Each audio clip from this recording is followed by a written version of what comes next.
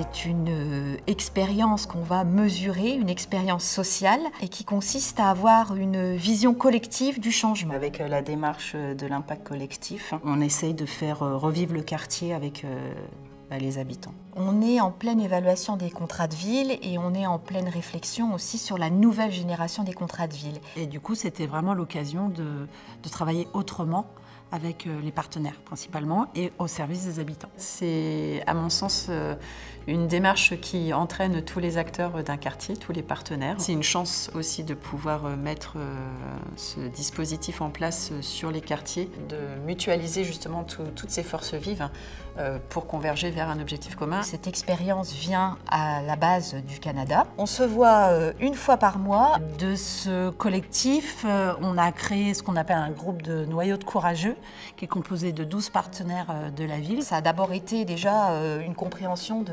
cette démarche de conduite de changement et qui permet de voir à partir d'un constat, d'un besoin urgent de changement, de voir ce qu'on peut imaginer dans 10 ans. Donc c'est une vision à très long terme.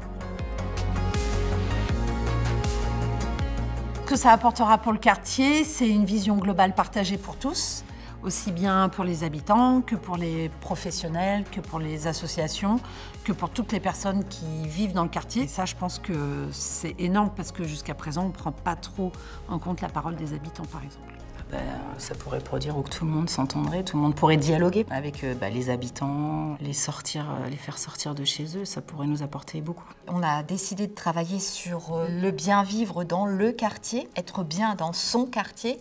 Donc un changement qui induit aussi le logement, mais aussi les infrastructures autour des logements, les possibilités d'évolution aussi, d'épanouissement. Ça pourrait conduire à une envie de rester dans ce quartier au bout du compte, quoi.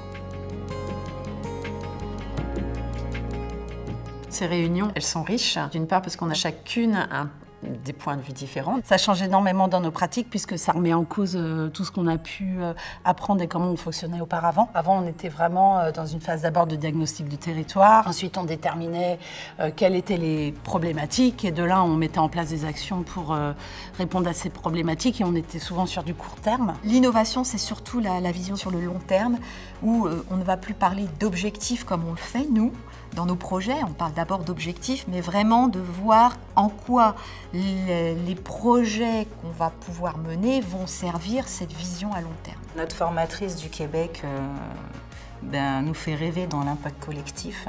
Donc on espère que ça deviendra réalité. Si j'avais 3 mots pour qualifier l'impact collectif, donc ce serait la nouveauté, ce serait le collectif et ce serait le rêve.